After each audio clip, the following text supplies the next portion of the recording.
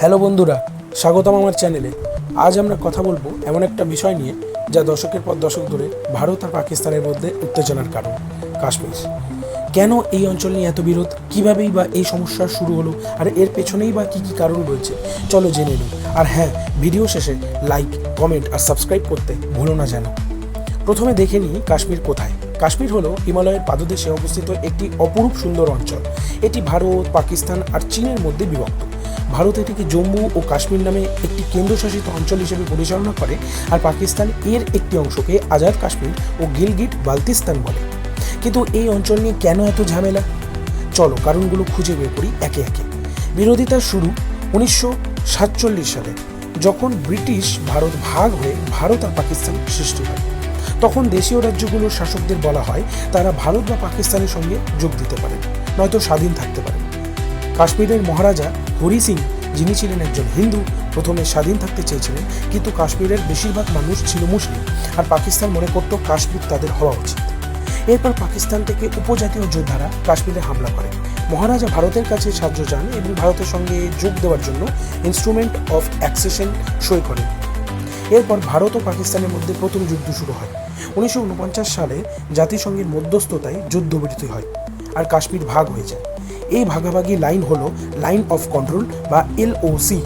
কিন্তু কাশ্মীরের চূড়ান্ত ভাগ্য নির্ধারণের জন্য একটি গণভোটের কথাও বলা হয়েছিল, যা আজ পর্যন্ত হয়ে ওঠেনি। এটাই পাকিস্তানের ক্ষোভের একটি বড় কারণ। কাশ্মীরের জনসংখ্যার বেশিরভাগ মুসলিম, আর পাকিস্তান মনে করে এই মুসলিম সংখ্যাগরিষ্ঠ অঞ্চল তাদের স্বাভাবিক অংশ।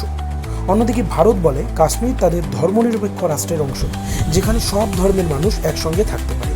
এই ধর্মীয় পার্থক্য বিরোধকে আরও জটিল করে তুলেছে। এছাড়াও কাশ্মীরের সংস্কৃতি এবং পরিচয়ও অনন্য। অনেক কাশ্মীরি মনে করেন তারা ভারত বা পাকিস্তানের পরিবর্তে স্বাধীন থাকতে চান, কিন্তু পাকিস্তান এই স্বাধীনতার দাবিকে সমর্থন করলেও তারা চায় কাশ্মীর তাদের সঙ্গে যুক্ত হোক।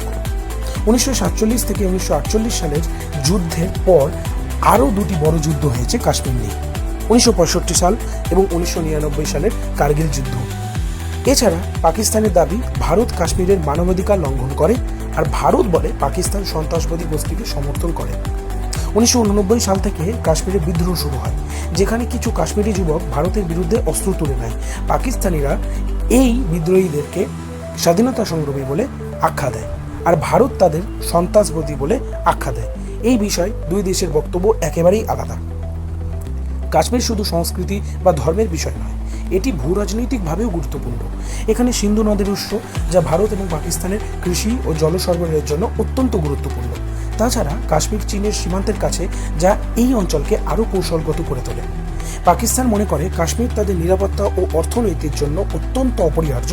অন্যদিকে ভারত কাশ্মীরকে তার অখণ্ডতার প্রতীক বলে মনে করে। এই কারণে দুই দেশই কাশ্মীর নিয়ে আপোষ করতে চায় না। 2019 সালে ভারত কাশ্মীরের বিশেষ মর্যাদা আর্টিকেল 370 বাতিল করে, যা পাকিস্তানের কাছে ছিল বড় ধাক্কা।